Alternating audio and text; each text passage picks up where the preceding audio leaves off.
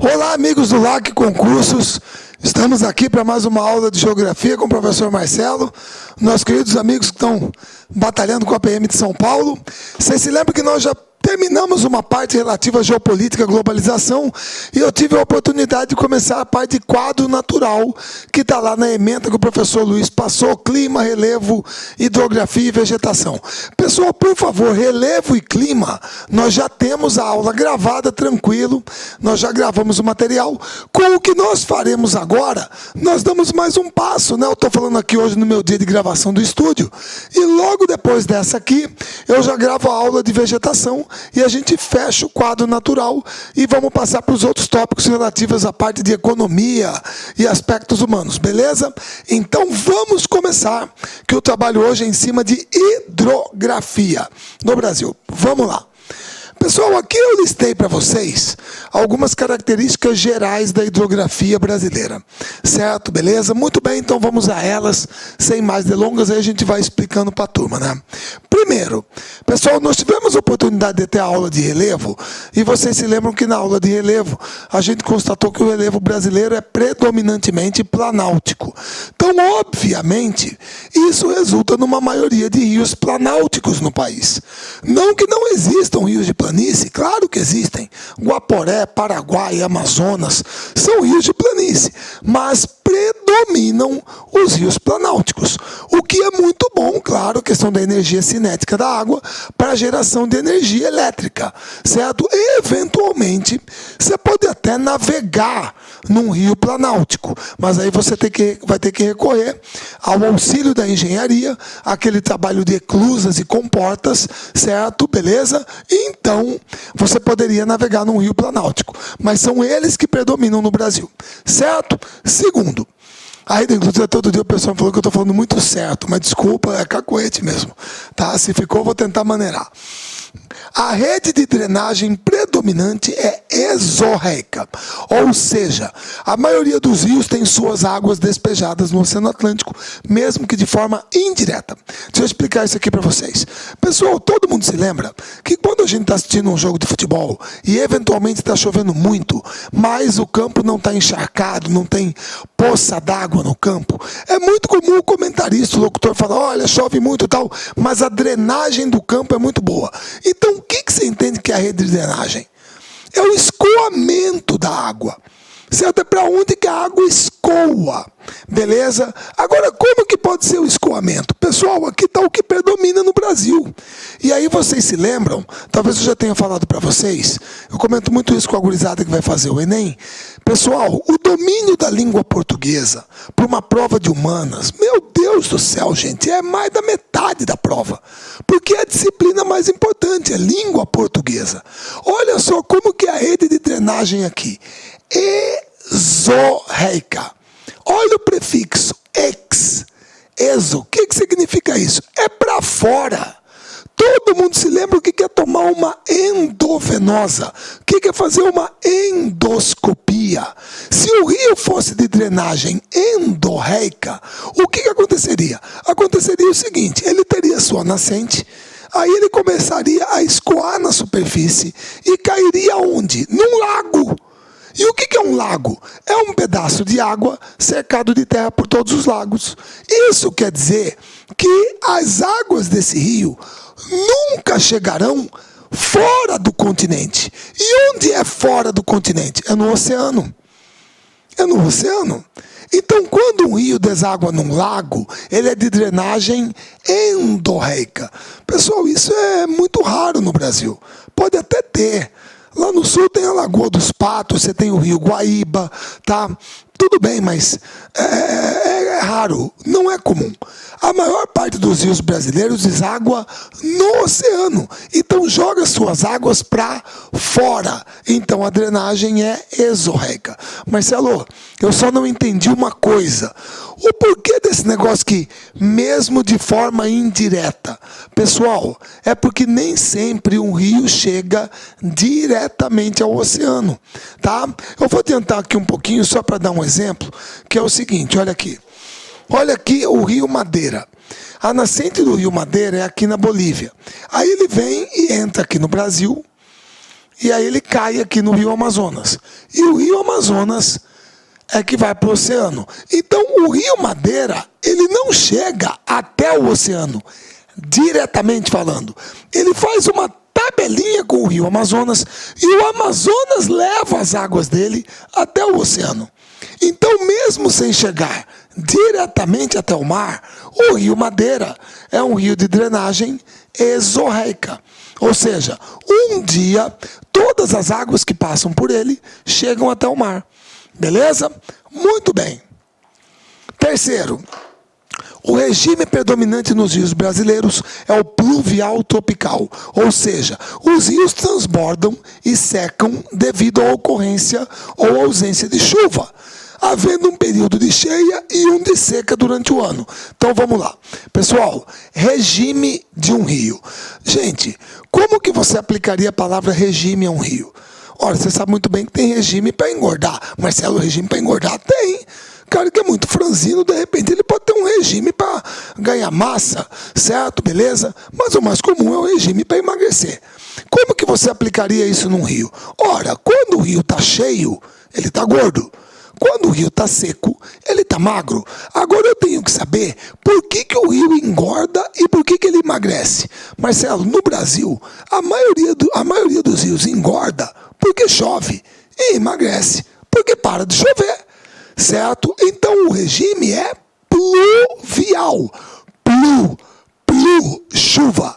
Certo? E por que pluvial tropical? Porque geralmente no clima tropical você tem uma estação de chuva e uma estação de seca por ano. Então os rios têm uma cheia e uma seca. Pronto. Beleza? É o regime predominante aqui no Brasil. Tá joia? 4. A maioria dos rios é perene, isto é, nunca seca. Rios intermitentes ou temporários existem, mas são em menor número. Certo? Então, quer dizer, a maioria dos rios brasileiros nunca seca durante o ano. Você pode ter um período de cheia e seca, mas tem alguma água passando ali. Rios temporários existem, mas não são a maioria. E você já está deduzindo que os rios temporários aparecem principalmente aonde? Exato, no Nordeste brasileiro, certo? Finalmente, o Brasil é um país pobre em formações lacustres. Isso é um fato. Se você quiser só uma comparação, pessoal, rapidinho, porque eu já falei que eu gosto de mostrar, né? Vamos pegar um país aqui que é conhecido como o país dos 1000 lagos, ou 10.000 lagos, sei lá, é lago pra burro, tá? Pessoal, isso aqui é um mapa da Finlândia, tá? Tá aqui. Se eu ampliar, ele fica desse jeito. Pessoal, todos esses azuizinhos que vocês estão vendo aqui é tudo lago. Olha que é lago pra burro, cara. É muito lago, certo? É isso devido a quê? Devido à ação do gelo. São lagos glaciais, em sua maioria, certo? Agora, se você pega, com todo respeito,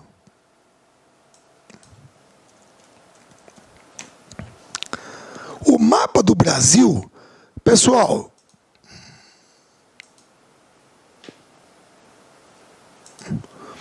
o Brasil não tem muitos lagos. Ah, Marcelo, mas esses azuizinhos aqui, ó. Pessoal, você sabe muito bem, esses azuizinhos aqui são lagos artificiais. São lagos artificiais, são lagos de barragem ali, uma usina hidrelétrica. Igual aqui perto de Cuiabá tem um Lago do Manso. Certo? Beleza?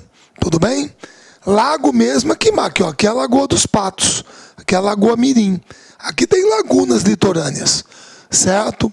Beleza? Mas o Brasil é pobre em lagos. Certo? Tudo bem? Beleza. Então essas são características gerais da hidrografia brasileira. E aqui você tem as bacias hidrográficas do país. Pessoal, é bom lembrar que o Brasil é dividido em bacias principais e bacias secundárias. Tá? Beleza? Qual que é a diferença? A diferença é a seguinte. Pessoal, geralmente nas bacias principais existe aquele esquema que a gente chama de espinha de peixe. O que é isso? É assim. Agora tem gente aí que vai falar, putz, esse cara é velho pra burro, né? Que é assim.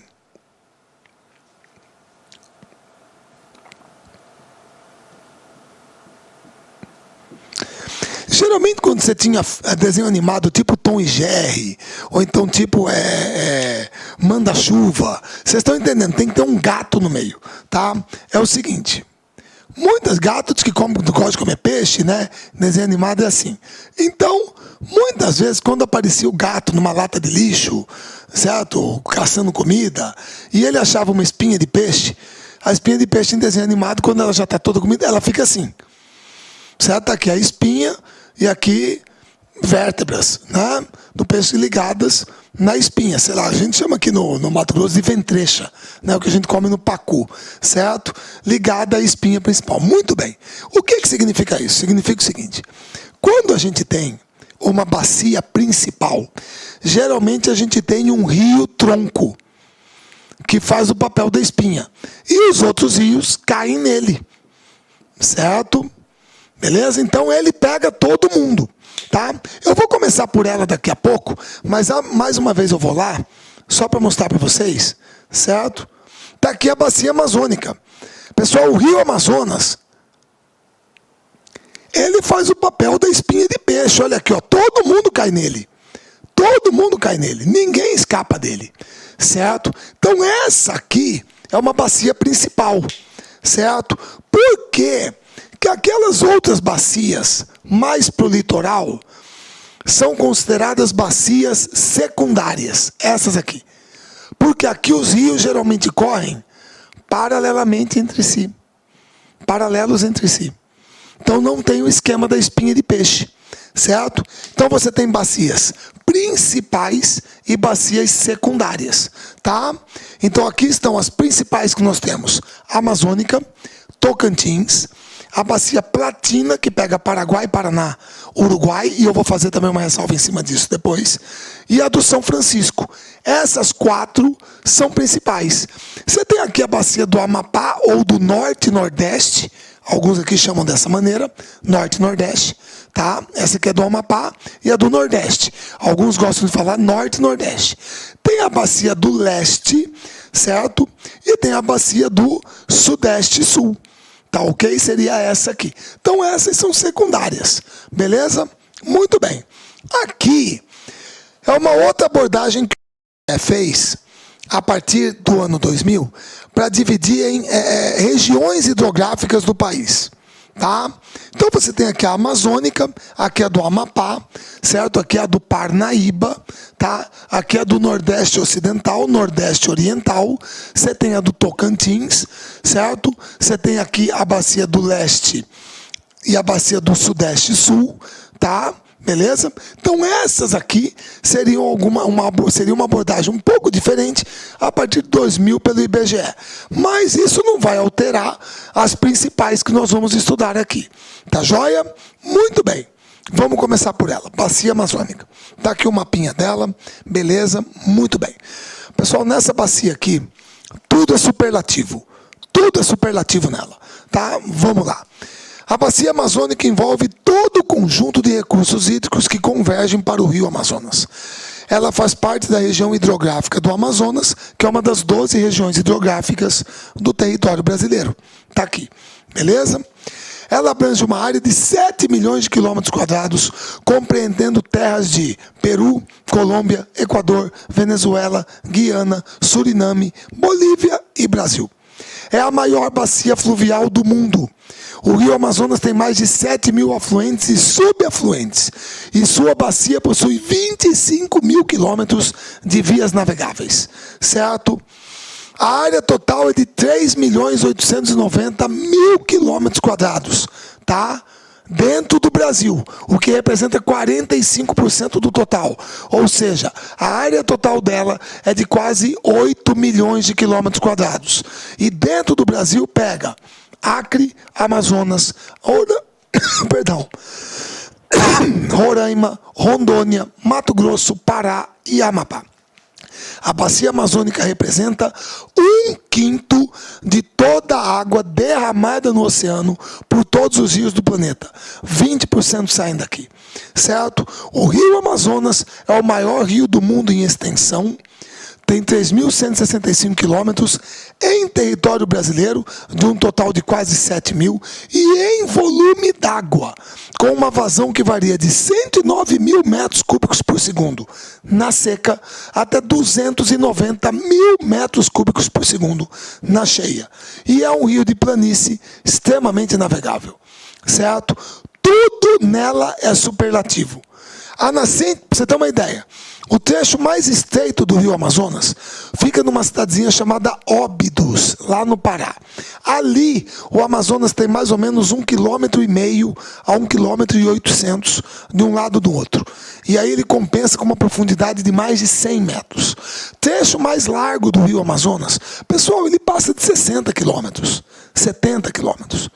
Você é de um lado, muitas vezes você não enxerga no outro. Você não enxerga a outra margem, devido à curvatura da terra. Beleza? Então tudo aqui é superlativo. A nascente dele fica no córrego Carhuaçanta, alimentado pelo derretimento do Nevado de Mismi, lá no Peru, que é na Cordilheira dos Andes. No trecho da cordilheira, o regime do Amazonas é nival, ou seja, lá na cordilheira, ele transborda porque a neve derrete e cai nele. Aqui no Brasil, ele é de regime pluvial equatorial. Por que ele não é pluvial tropical? Porque o Amazonas tem afluentes que vêm dos dois hemisférios, norte e sul. Beleza? A linha do Equador está mais ou menos aqui. Tá certo? Isso significa que entre junho e setembro, aqui em cima é verão. Aqui no Brasil, principalmente aqui em Cuiabá, onde eu estou, é inverno. Então, enquanto aqui nós estamos no nosso período mais seco, aqui é o período mais chuvoso. Então, chove aqui, as águas das chuvas caem nos rios daqui, os rios vão para o Amazonas, ele transborda. Beleza? O problema é que quando chega de dezembro a março, aqui embaixo é verão. Aqui embaixo é verão. Isso significa que quando aqui é verão, está chovendo aqui. Aqui em cima é inverno, está seco. Então, quando eu estou no período mais chuvoso, por exemplo, aqui em Mato Grosso, Roraima está no período mais seco, porque está no hemisfério norte. Então, aí chove, as águas caem nos rios aqui do sul, que vão para cima dele. Então, ele transborda de novo. Então, o rio Amazonas tem 2 cheias por ano. Grosso modo, é o único rio brasileiro que tem esse comportamento. Então, o regime dele é pluvial equatorial. Agora, como ele é pluvial equatorial aqui no Brasil e ele é nival na Cordilheira dos Andes, a gente diz que ele tem um regime misto. É uma mistura dos dois. Muitos dizem que é um regime complexo, porque tem mais de um regime dentro do mesmo rio. Certo? Beleza? A foz dele também é mista. É uma mistura de delta com estuário. Certo? Marcelo, não estou entendendo o que é isso. Pessoal, uma foz em estuário é aquela na qual o rio chega até o oceano através de um único canal. A água chega até o mar. Beleza. Agora, uma foz em delta significa aquela em que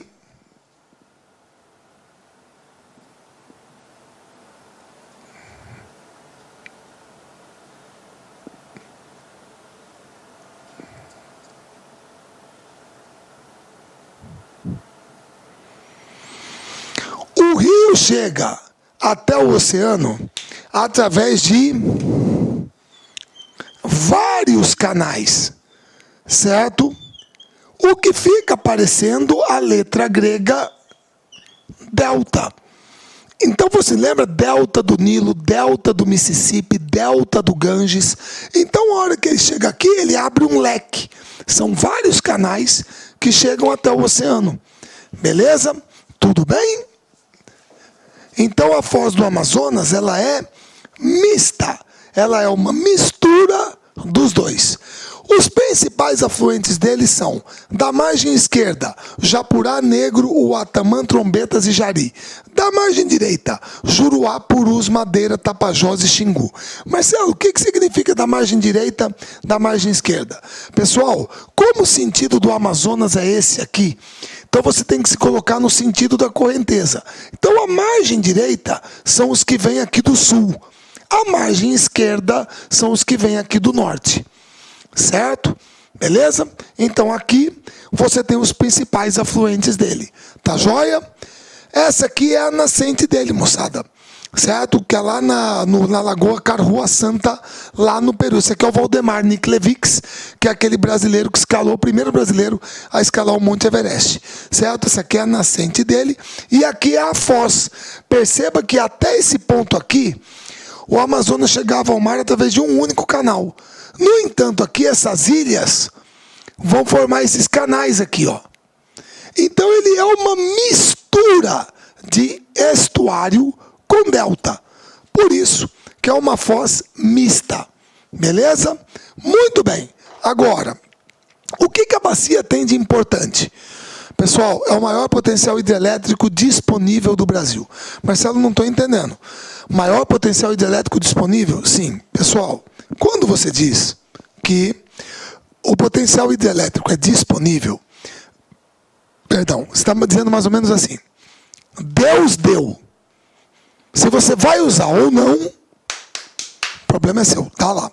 Ele está disponível. Marcelo, mas é uma incoerência. Pô, o problema é que você fala as coisas e você esquece.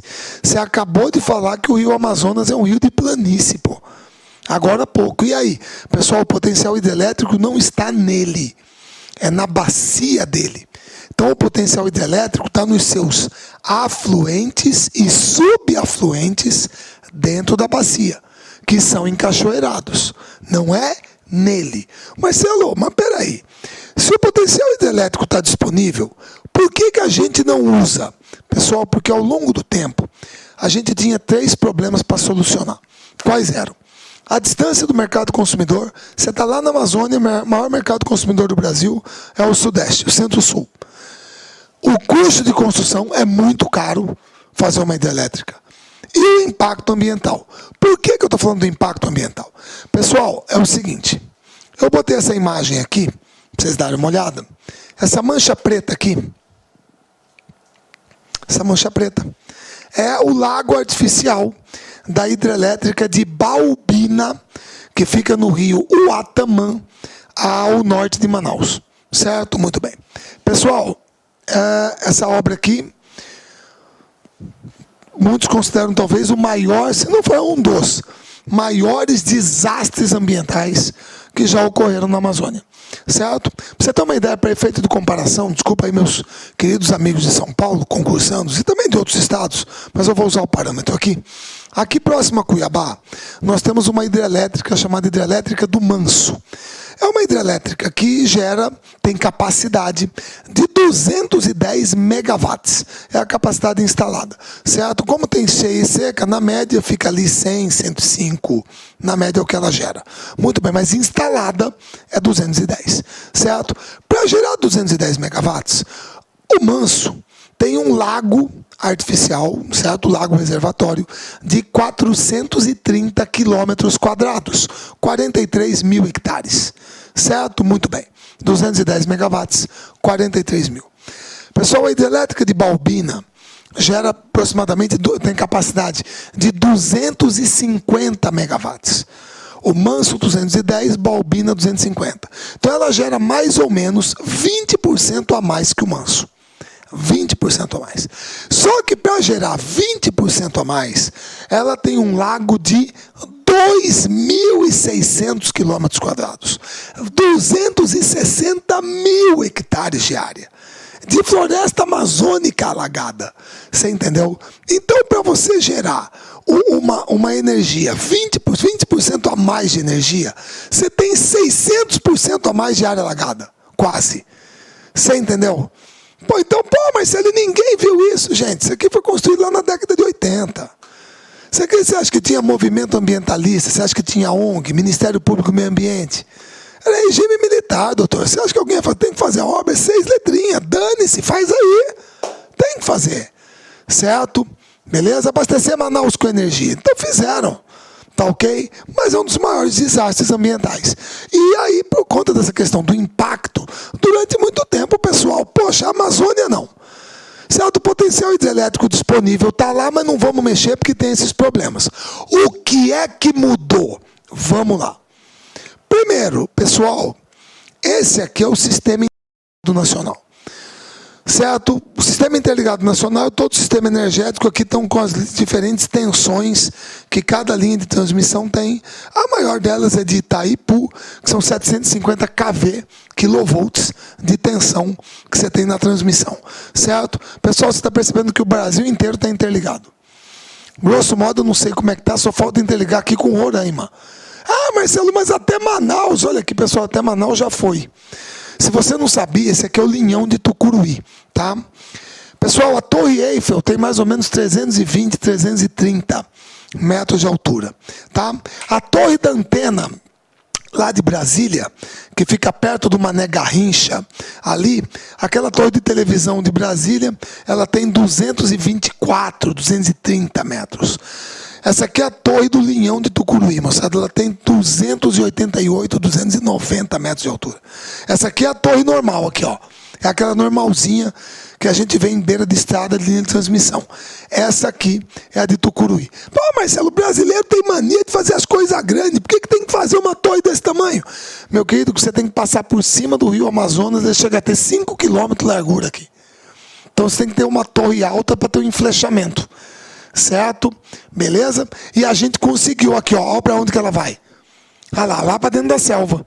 Então, esse linhão aqui já chegou até Manaus. Isso quer dizer que hoje eu posso gerar energia aqui e, através do sistema interligado, eu posso distribuir para o Brasil inteiro. Ou seja, se de repente eu tiver com problema de carga aqui, escassez de geração, eu posso mandar daqui para cá e compensar. Beleza. Certo? Então a questão da distância do mercado consumidor foi superada, tá?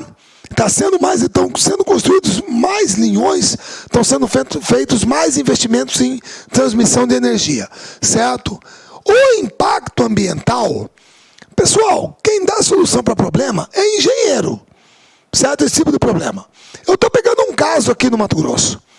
Essa aqui é a hidrelétrica de Dardanelos, é a maior que nós temos hoje aqui dentro do estado. Ela tem 261 megawatts de capacidade instalada, certo? O problema é que ela está do lado do Salto ou Cachoeira de Dardanelos, no município de Aripuanã, aqui é a Cachoeira Linda, ponto turístico da Amazônia Mato-Grossense. Pessoal, se eu fosse seguir o sistema tradicional, o que eu fazia?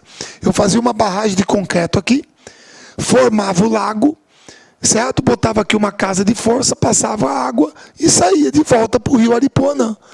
Só que com isso, a cachoeira morre. Eu mato ela, certo? Porque eu vou formar o lago aqui, que foi o que aconteceu com 7 quedas lá em Guaíra, com o lago de Itaipu. Beleza? Muito bem. Vamos fazer isso? Não, tem que minimizar o impacto, o ponto turístico, de repente é uma nova atividade econômica que pode florescer ali. O que eu faço então? Eu fiz aqui um canal secundário, e puxei a água para ele, para esse tubulão verde aqui, ó. A água entra e vem para cá. 75, 80 metros de queda, casa de força, gira a turbina, volta para o rio. E a cachoeira fica. Então isso aqui é o que nós chamamos de uma usina a fio d'água. A fio d'água. Não tem lago reservatório para você minimizar o impacto. Certo? Beleza? Então isso a turma está fazendo, certo? O custo de construção, pessoal, não tem jeito, uma hidrelétrica é cara.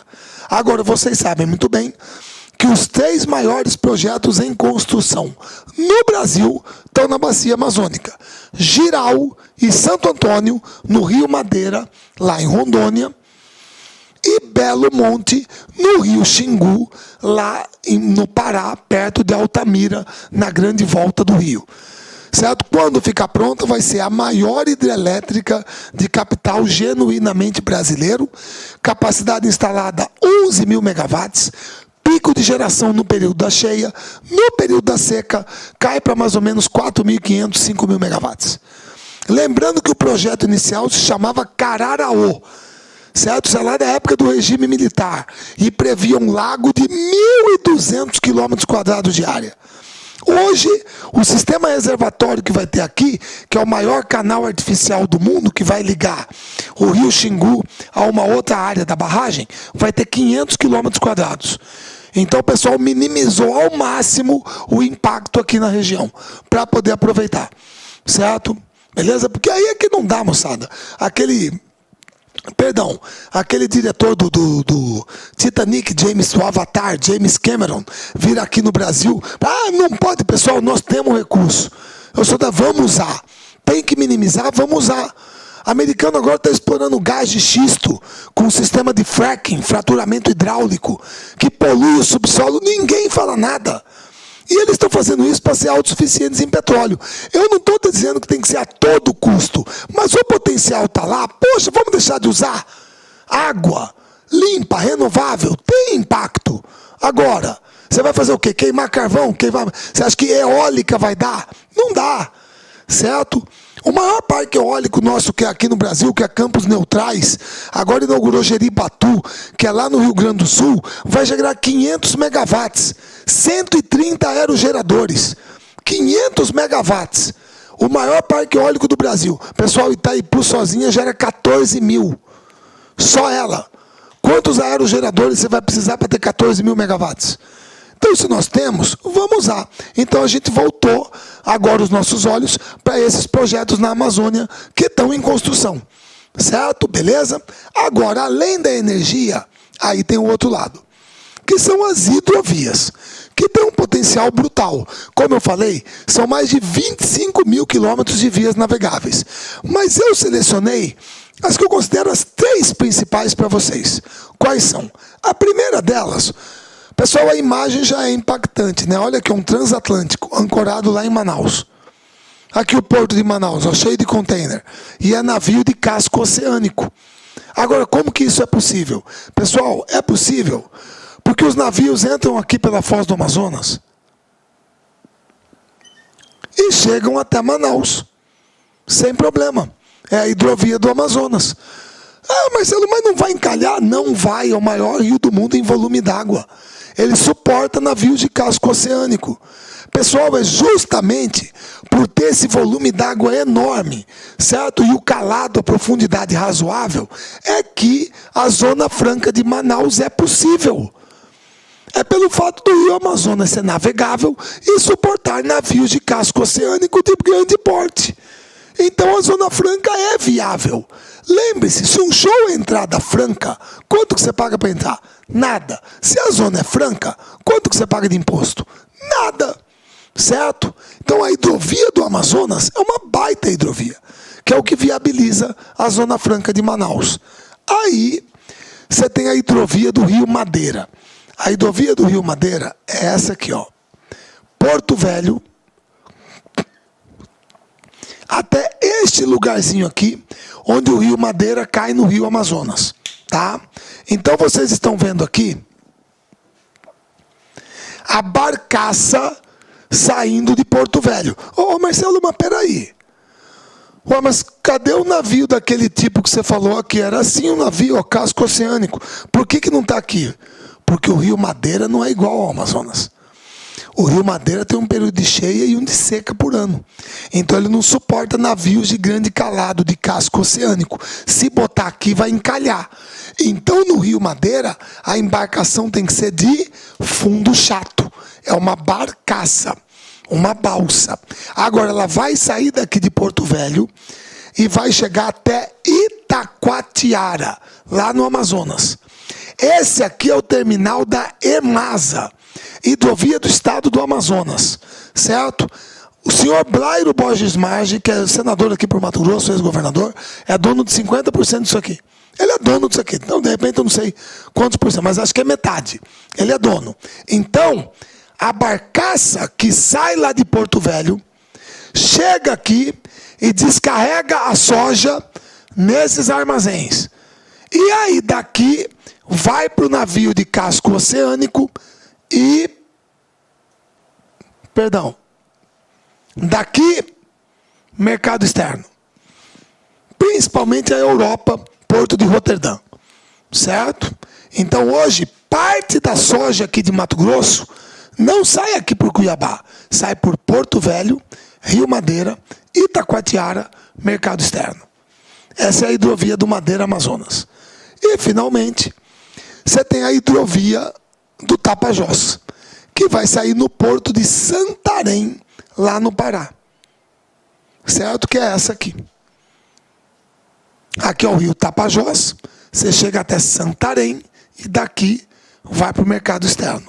Beleza? Ali no porto, o pessoal me falou outro dia, parece que estava desativado, não sei o que aconteceu, mas historicamente é o terminal da Cargill, grande multinacional americana que trabalha no setor de commodities. Certo? É uma trade, né? Beleza? Então aqui, moçada, bacia amazônica. Tranquilos? Vamos lá. Agora vamos para a bacia do Tocantins.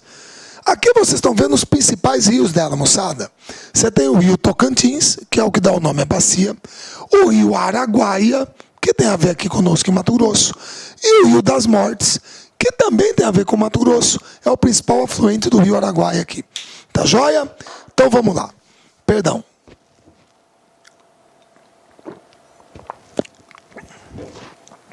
Pessoal, a bacia do Tocantins, ou também pode ser chamada do Tocantins Araguaia. Alguns falam Araguaia Tocantins, mas não é muito usual, tá? O nome Tocantins geralmente vem primeiro. É a maior bacia hidrográfica totalmente brasileira. O que ele quer dizer com isso? Ele quer dizer que os rios que formam essa bacia nascem no Brasil e desaguam aqui no Brasil, no oceano. Então ela é totalmente brasileira, tá? Os principais rios dessas bacias são o Tocantins e o Araguaia. Ela se estende pelos estados de Tocantins e Goiás, 58% da bacia, Mato Grosso, 24%, Pará, 13%, Maranhão, 4% e o Distrito Federal, 1%. O rio Tocantins tem uma extensão aproximada de 2.500 quilômetros, desde a sua origem, na confluência do rio Maranhão com o Rio das Almas, lá em Goiás, até a foz, na Baía de Marajó, no Pará. Certo? Muito bem. A bacia do Tocantins é a segunda em produção de energia no Brasil, principalmente devido à usina de Tucuruí, que foi construída para abastecer o projeto minerador de Carajás. Tá ok? A vazão é estimada em 12 mil metros cúbicos por segundo, muito menor que a do Amazonas, certo? Ela drena uma área de aproximadamente 767 mil quilômetros quadrados, 7,5% do território nacional. Desses 767, 382 mil da bacia do Araguaia, 43 mil da bacia do Tocantins e 42 mil do rio Itacaiunas, certo? Que é o maior contribuinte do curso inferior do Tocantins. Tá certo? Então é a maior bacia hidrográfica genuinamente brasileira. Certo? Muito bem. Essa aqui é a hidrelétrica de Tucuruí, que fica no rio Tocantins, lá no Pará. Pessoal, ela foi construída para fornecer, aqui é o vertedouro, aqui é a casa de força, certo? Ela foi construída para fornecer energia para o projeto minerador de Carajás e para os projetos industriais associados ao beneficiamento de minério de ferro e alumínio no Pará. Certo? Empresas como a Alunorte, que fica em Barcarena, a Albrás em Vila do Conde e a Alumar no Maranhão são abastecidas pela usina do Tucuruí. Até Belo Monte ficar pronta, é a maior hidrelétrica genuinamente brasileira. Certo? Beleza? E além de Tucuruí, que gera energia, e outras unidades de geração, ela é a maior, você tem a hidrovia do Tocantins-Araguaia. É a principal hidrovia e um dos principais troncos viários do corredor centro-norte do Brasil. Ela se sustenta na navegação dos rios Tocantins e Araguaia e seu sentido é norte-sul. Beleza? Alguns trechos estão sendo viabilizados para utilização. Do Rio das Mortes, em Nova Chavantina, até a confluência desse com o Rio Araguaia, que é lá perto de São Félix do Araguaia, são 580 quilômetros, certo? De Aruanã até Xambioá, são 1.230 quilômetros. E, finalmente, de Miracema do Tocantins até o Maranhão, mais 440 quilômetros até o Porto de Franco, certo? Marcelo, só uma coisa. Como que você vai ter uma hidrovia no Tocantins se ele tem uma hidrelétrica no meio? Então não dá para passar, pô, não tem como. Pessoal, quando você tem problema, engenheiro dá a solução. Essas aqui são as eclusas de Tucuruí. São as maiores eclusas fluviais do mundo. Isso aqui é um desnível de 75 metros entre o lago e a parte inferior. Certo? O lago da usina e a parte inferior, a jusante. Certo? Muito bem. Como é que funciona isso aqui? Simples. A embarcação entra aqui, é aberta essa comporta e ela entra dentro da eclusa. Aí você fecha. Ela está aqui no mesmo nível de água, certo? Você abre as bombas e bombeia a água para fora.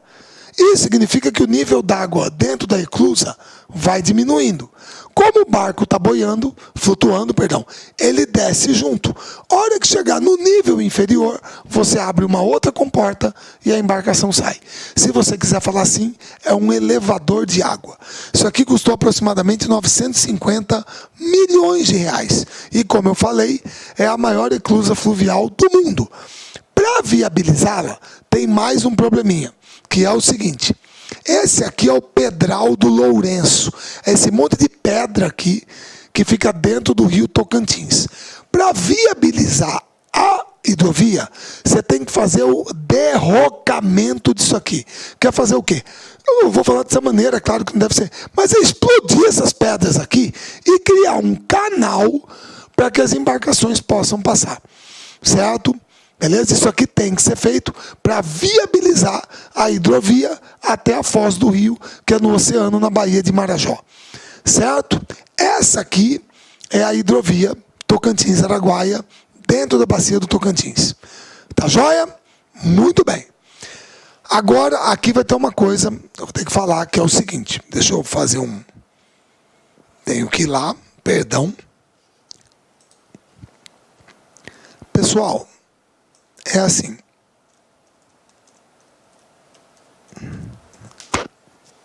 Perdão.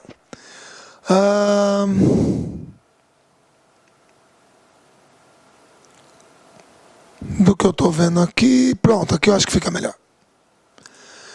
Pessoal, talvez não seja uma expressão muito comum aqui no Brasil, tá? Certo? Mas é só para todo mundo lembrar, se bem que é o caso de vocês aqui, é todo mundo tranquilo, né? Gente, vocês se lembram que quando a gente vai para o ensino médio, a gente estuda química, né? Tabela periódica. Muitas vezes o professor exige não que você decore, mas você tem que saber muita coisa da tabela periódica. Certo? Muito bem. E tem coisas que a gente acha muito fáceis, né? Começa, a gente acha que é craque. Por exemplo, olha só. Símbolo químico do cálcio. Mas cálcio, isso é fácil, eu sou craque, isso é batata. Silício. SI. Silício, tranquilo, maravilha. Símbolo químico do carbono. Carbono, isso é teta, fácil, moleza, muito bem. Pessoal, a coisa começa quando símbolo químico do potássio, POTASSIO. É PT, não, PT é platina. PO é polônio. PS não tem, potássio. K. Aí você fala, meu Deus do céu, K, mas K não tem nada a ver pro pessoal latim. A gente tem um professor que quer que você decore. Certo? Sódio, SODIO, sódio, deve ser SO, não sei se alguém tem algum SO, SD, acho que não tem, SI, é silício, sódio, Na, por que mesmo? Nátrium. Prata, PRATA, deve ser PR, não é, PRA, PATA, mas não é, PT, platina, não é, prata. AG. É G, pelo amor de Deus, pessoal.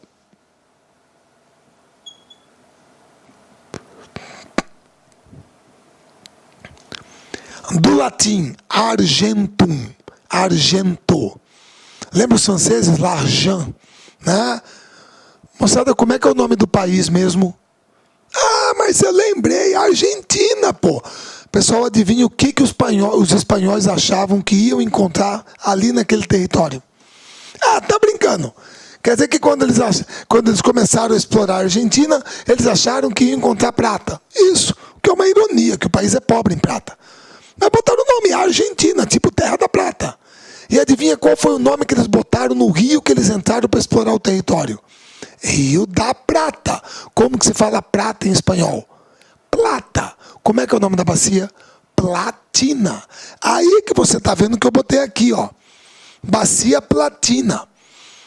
Perceba que ela é formada por 3 rios que nascem no Brasil: Paraguai, Paraná e Uruguai. Agora, eles nascem no Brasil e terminam fora do Brasil, no estuário do Rio da Prata. Então, eu sei que não é muito comum, mas quando eu coloco aqui Bacia do Paraná, que é a que tem aqui no Brasil e uma parte é fora, isso aqui é uma parte da Bacia Platina.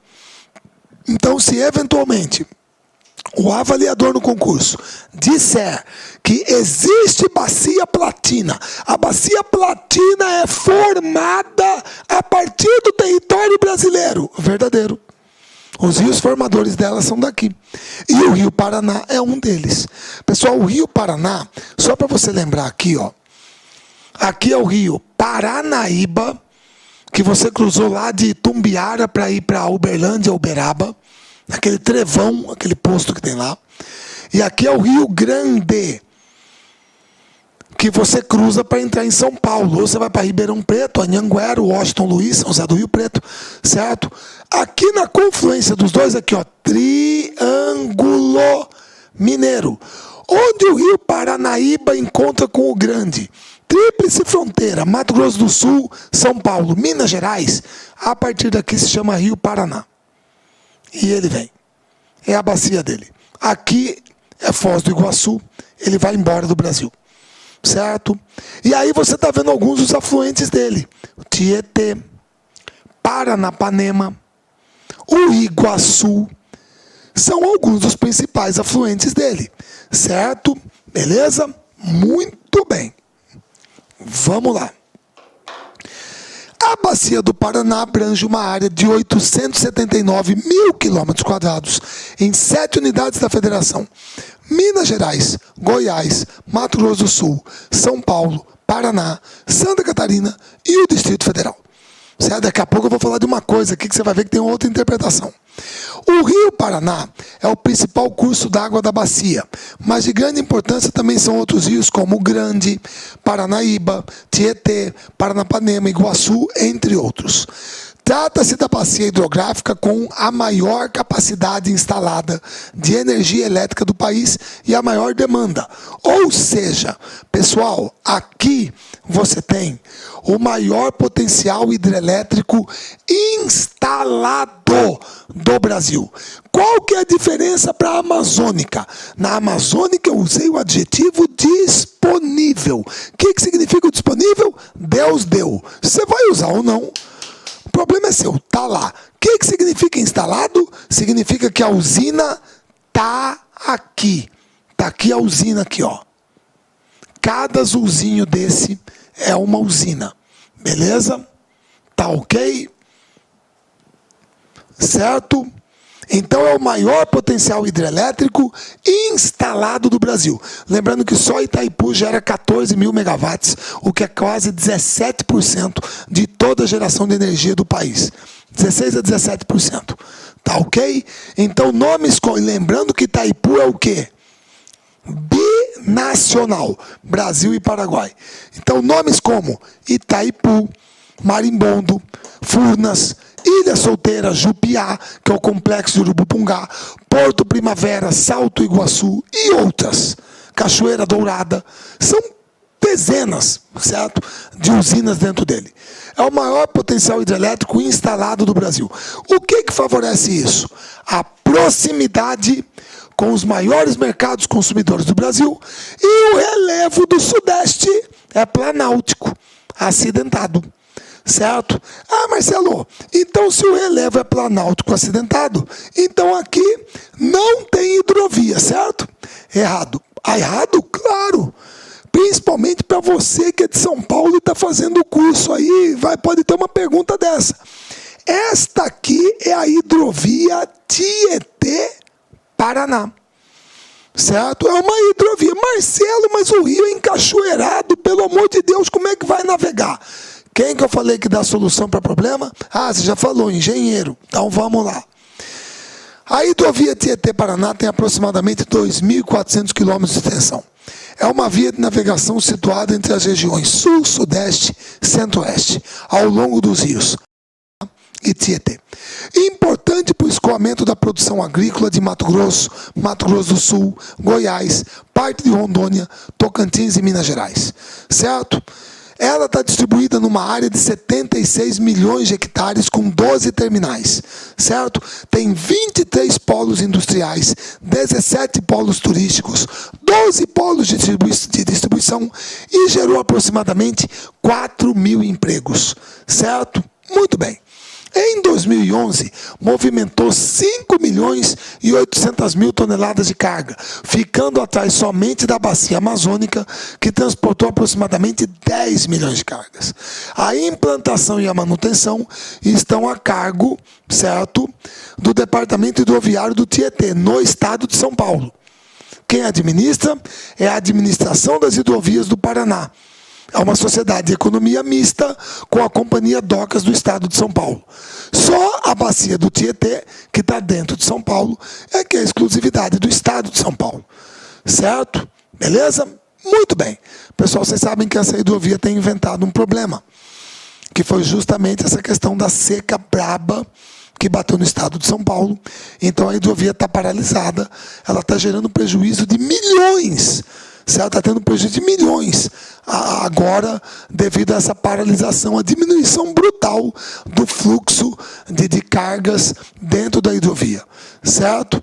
Como que é possível navegar dentro dela sendo um rio planáltico? Esse aqui é o tipo de embarcação que circula nela. De novo, barcaça, embarcação de fundo chato. E esse aqui é o sistema de eclusas e comportas, igualzinho a de Tucuruí.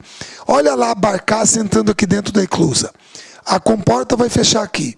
Aí você bombeia a água para fora, a barcaça vai descer e vai sair lá embaixo, onde vai abrir uma outra comporta, e ela vai para a parte de baixo do lago reservatório. Aqui é o lago da usina, aqui é a barragem, ela vai descer e vai sair lá embaixo. Beleza? Então, com isso aqui, é possível navegar. Então, mais ou menos aqui de Piracicaba até o lago artificial de Itaipu, é possível você navegar no Tietê-Paraná. Beleza? Então, essa é a hidrovia dele. Tá bom? Muito bem. Agora que tem um negócio aqui. Pessoal, eu mostrei agora há pouco para vocês, pelo amor de Deus. Bacia Platina. E entre elas está o Rio Paraguai. Formadores. Rio Paraguai. Está aqui, ó. Certo? Perceba que existem mapas do Brasil que colocam aqui, ó. Bacia do Paraguai. Está aqui, ó. Bacia do Paraguai. Certo? Ou Bacia do Paraguai.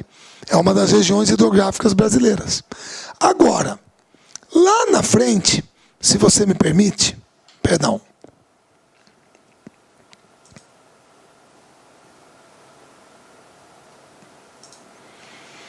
Pessoal, perceba como que aqui não tem Bacia do Paraguai. Cuidado que você pode encontrar duas abordagens em bibliografias e geografia sobre esse assunto. Algumas bibliografias podem trazer aqui Bacia do Paraná, Bacia do Paraguai e Bacia do Uruguai. Outros consideram que o Rio Paraguai é um afluente do Rio Paraná, que a bacia do Paraguai é uma subbacia do Rio Paraná. Por isso que ela desapareceu aqui. E só tem bacia do Paraná. Enquanto que, em outras bibliografias,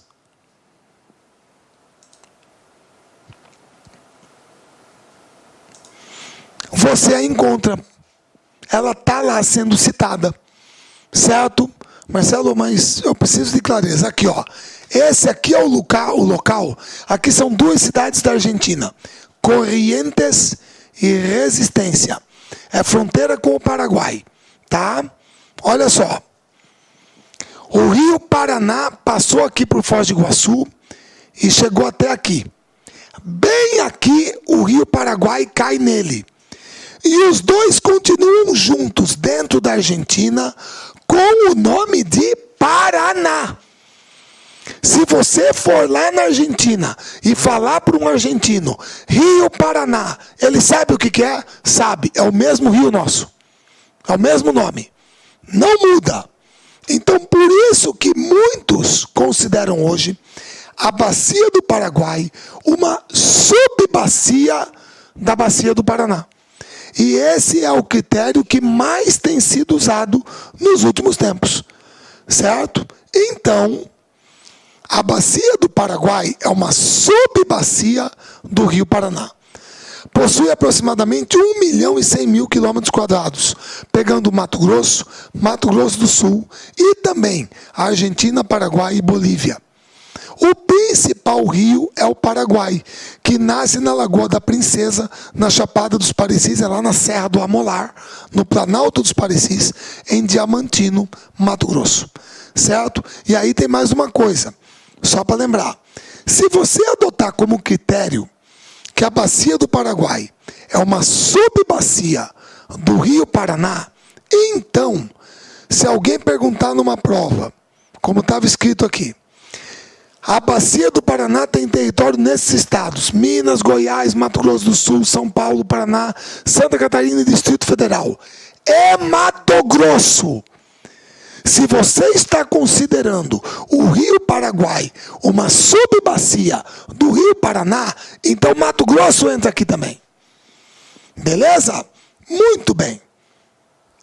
Vamos lá. O Rio Paraguai, só uma coisa. O Rio Paraguai tem dois trechos básicos. Ele tem um de planalto, que são as áreas acima de 200 metros de altitude, tá? Quando ele vai descendo, e o de planície, que é o que pega mesmo onde está o Pantanal Mato Grossense, que é um rio de planície por excelência. Tá? O Rio Paraguai é o principal rio desse conjunto, e entre os principais afluentes dele estão o Cuiabá, o Sepotuba, Jauru, São Lourenço, Vermelho. Fora de Mato Grosso, o Rio Apa, o Rio Miranda, certo? Do Rio Taquari, tá, ok? Já lá no Mato Grosso do Sul, certo? Muito bem. Pessoal, qual que é a grande sacada da bacia do Paraguai? É a hidrovia.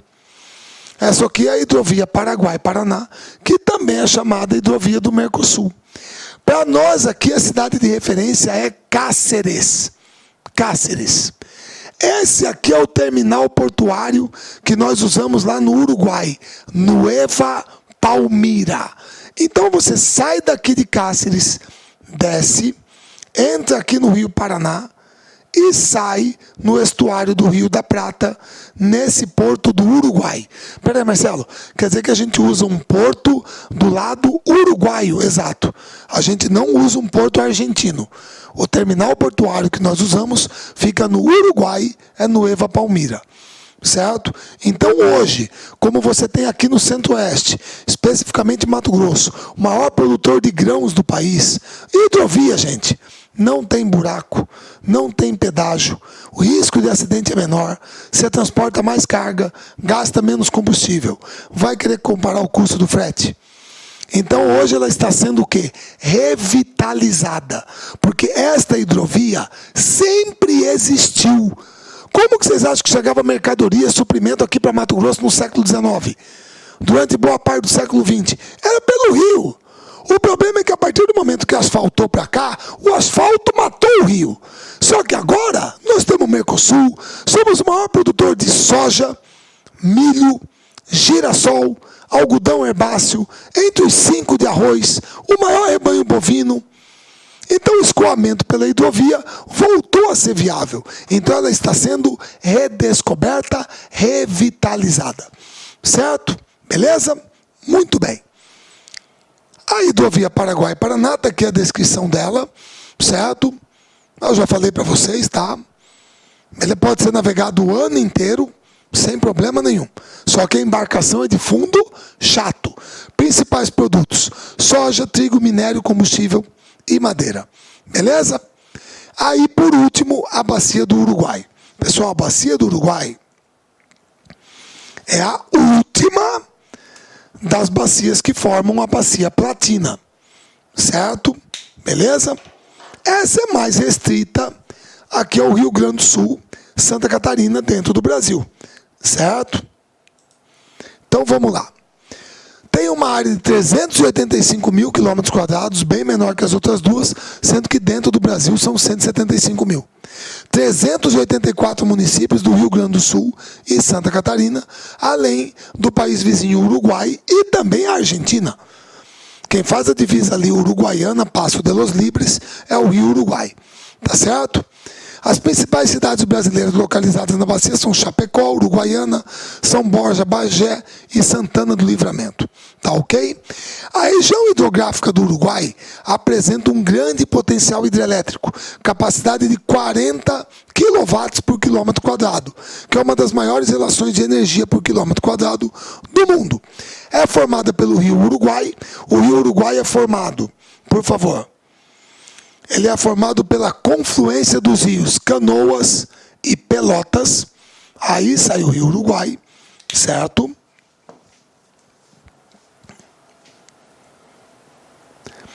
E entre seus principais afluentes estão o Ijuí, Piratini, Ibicuí, Chapecó e Paperiguaçu, certo? No território brasileiro. É a menor das bacias formadoras da Bacia Platina, certo? Muito bem. São Francisco. Vamos lá. Agora você tem que tomar cuidado uma coisa. Agora há pouco eu falei para vocês que a bacia do Tocantins é a maior bacia genuinamente brasileira. Genuinamente brasileira. E ela é. Agora, o Rio São Francisco é o maior rio. Não é a maior bacia. É o maior rio genuinamente brasileiro, que nasce no Brasil e deságua no Brasil. Certo? Muito bem. Pessoal, o Rio São Francisco tem aproximadamente 2.800 quilômetros, tá? Ele nasce. Hoje existe essa controvérsia, mas não é controvérsia, que é estudo, né? Estudos. Que a nascente real dele está localizada em Medeiros, lá em Minas Gerais. Quando historicamente todo mundo aprende que a nascente é na Serra da Canastra, em Minas Gerais também. Em São Roque de Minas. Aproximadamente 1.200 metros de altitude. Tá? Beleza? Ele também atravessa os estados da Bahia, faz a divisa com Pernambuco, também passa por Sergipe e Alagoas, numa área total de aproximadamente 645 mil quilômetros quadrados. Certo? Muito bem. Pessoal, os 5 estados brasileiros, Minas, Bahia, Pernambuco, Sergipe e Alagoas, abrange 521 municípios. Aqui, o Rio São Francisco passa por esses 5 estados. A bacia pega 521 municípios de Minas, Distrito Federal, Goiás, Bahia, Pernambuco, Sergipe e Alagoas. Então o rio é uma coisa, a bacia é outra, tá? As partes mais altas e baixas da bacia têm um nível de precipitação pluviométrica bom, razoável. O problema é a parte intermediária, que a parte intermediária atravessa o semiárido e ali é muito seco. Então 75% de toda a descarga, certo, de água dentro da bacia do São Francisco é gerada em Minas Gerais. Embora ali você só tenha 37% da área total da bacia. Tá ok? Beleza? A fronteira entre Minas e Bahia e a cidade de Juazeiro, que é lá em Sobradinho, representa 45% da área, mas só tem 20% do total de água que entra. Porque essa aqui é a parte mais seca da bacia, que seria essa área aqui. Essa é a parte mais seca dela. A maior parte da água que entra vem aqui de Minas Gerais, onde as chuvas são mais generosas que no semiárido. Certo? Muito bem. Pessoal, o São Francisco é uma bacia totalmente brasileira. Ele é navegável de Pirapora, em Minas, até Juazeiro, Petrolina, Bahia, Pernambuco, tá? Se bem que um trechinho da foz dele ele também é navegável. Possui quedas d'água em Pirapora, Sobradinho, Itaparica e Paulo Afonso. Na margem direita, seus principais afluentes são Paraopeba, Rio das Velhas e o Verde Grande. Na margem esquerda, o Indaiá, Abaeté, Paracatu, Carinhanha e Grande. É cognominado Nilo Brasileiro. Por quê? Porque é o principal rio perene que atravessa o semiárido. Então, uma comparação com o rio Nilo. E o traçado do Nilo é sul-norte. O dele também é mais ou menos sul-norte. Ele vai para o norte, aí ele dá uma guinadinha para o leste e deságua no oceano. Também é chamado de Rio dos Currais, porque como ele atravessa o semiárido, é uma área muito seca, então os proprietários rurais colocavam os currais de gado nas margens do rio. Então, quando você navegava nele e olhava para o lado, para a margem, você só via curral. Então, ficou Rio dos Currais. E também é chamado de Rio da Unidade ou da Integração Nacional, porque ele liga as duas áreas de povoamento mais antigo do Brasil, o Nordeste e o Sudeste, certo? A agropecuária se desenvolve ao longo dele, principalmente sob os cuidados da Codevasf, que é a Companhia de Desenvolvimento do Vale do São Francisco, e do Provale, que é o Programa Especial para o Vale do São Francisco. Lembrando que a Codevasf é de jurisdição federal, beleza? Muito bem. Vamos lá. É o principal rio perene que atravessa o polígono da seca. Daí o nome Nilo Brasileiro. Agora, pessoal, é o maior fornecedor de energia elétrica para o Nordeste brasileiro. Tanto é verdade que existe uma subsidiária do sistema Eletrobras, que é a CHESF, que toma conta só dele, Centrais Hidrelétricas do São Francisco. Aqui você está vendo as hidrelétricas de Sobradinho, Itaparica e Xingó e Paulo Afonso. Tá ok? Ficam nele. Então ele tem o maior potencial hidrelétrico instalado do Nordeste brasileiro. É o principal fornecedor de energia para o Nordeste. A hidrelétrica de Três Marias fica mais aqui embaixo, pertinho da nascente dele. Está mais aqui embaixo em Minas Gerais. É aqui que você está gerando energia para o Nordeste. Beleza? E quem toma conta dele é a CHESF. É uma subsidiária do sistema Eletrobras. Só que agora, além de gerar energia, o que o pessoal descobriu? Já faz tempo, é claro. Irrigação. Ele passa por uma região semiárida. E a turma falou, poxa, mas com irrigação será que vai? Claro que vai. A irrigação provou que o solo do Nordeste pode produzir. O problema é a falta d'água. Olha que maravilha de imagem. Hoje, quem que não sabe que você tem algodão irrigado, você tem fruticultura irrigada no Vale Médio do Rio São Francisco, certo? Então, a partir do momento que se constatou essa viabilidade, veio à tona novamente uma coisa que é desde o Império, pessoal.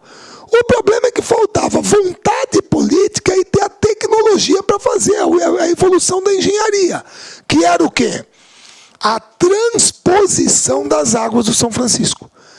Que é você pegar as águas do São Francisco aqui, fazer com que elas subissem o planalto que tem aqui, separando da depressão sertaneja, na pressão, uma estação elevatória, e do outro lado, ela desce por gravidade.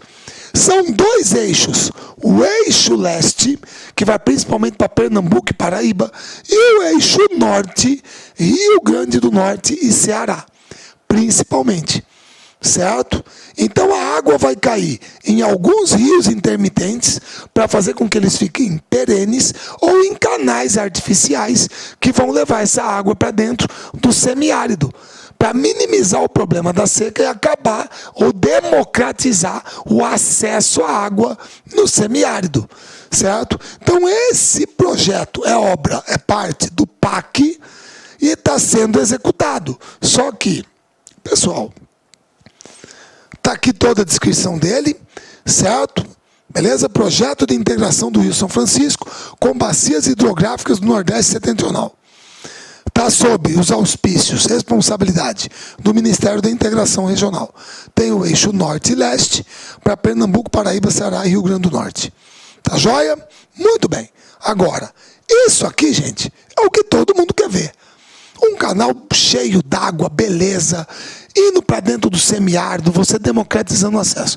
Isso aqui é o que a gente não gosta de ver. Que é o que você falar que é coisa mal feita ou desperdício de dinheiro público. São os dois lados. Você pode ter vontade política para fazer o que a gente não gosta quando você tem descaso, coisa mal feita, ou que signifique desperdício. Tá? Agora, que é viável, ou então que tem um alcance social muito grande, tem. Claro que tem. Certo? A previsão é entregar em 2016. Já era para ter sido entregue. Aí é a questão da administração da obra, tudo que você vai falar de positivo e negativo que tem dentro desse processo. Tá certo? Muito bem. Finalmente, as bacias secundárias. Como vocês estão vendo, as bacias secundárias não têm aquele esqueminha da espinha de peixe que eu falei para vocês. Perceba como que elas vão paralelas entre si. Aqui você tem a bacia do Amapá, que é o Oiapoque, certo? Grosso modo, e o Araguari. A bacia do Nordeste, que pega rios como Mearim, Pindaré, Piranhas, Capibaribe, Beberibe, certo? Acaraú, beleza? A bacia do Leste pega Paraíba do Sul, Pardo, Doce, Jequitinhonha, Vaza Barris, certo? E a bacia do Sul pega o Itajaí, o Camaquã, o Taquari, beleza? Tá ok? Essas são bacias secundárias que você encontrará aqui no litoral brasileiro, que são rios que correm paralelos entre si. Se você quisesse falar, só por questão de importância, por exemplo, Capibaribe, certo? Pô, vai para Recife, certo? Tem essa questão, passa por Recife. O Vale do Paraíba é uma das regiões mais industrializadas do Brasil. É onde passa a Via Dutra, São Paulo, Rio de Janeiro, São José dos Campos, Taubaté, Jacareí, Lorena, Guaratinguetá, Pindamonhangaba, certo? Itajaí, é o Vale do Itajaí, Brusque, Blumenau, mas são bacias secundárias voltadas para o litoral, certo? Moçada, aqui eu botei a característica de cada uma delas. A do Nordeste, certo? Os principais rios, tá ok? A do Leste, também com os principais rios, alguns muito conhecidos, né? Doce, Jequitinhonha, Pardo, beleza? E a do Sudeste e Sul, Ribeira do Iguape, Itajaí, certo? Mas são bacias secundárias de menor porte. Tá joia? Moçada, hidrografia do Brasil, certo? Beleza? Botamos mais esse tópico aqui do quadro natural. Fica faltando a vegetação, certo? Que nós complementaremos. Já vou dar aqui a minha pausinha, certo? Para a gente começar a gravação da próxima aula e fechar a parte de quadro natural. Tá ok? Vejo vocês daqui a pouquinho. Um grande abraço e até a próxima.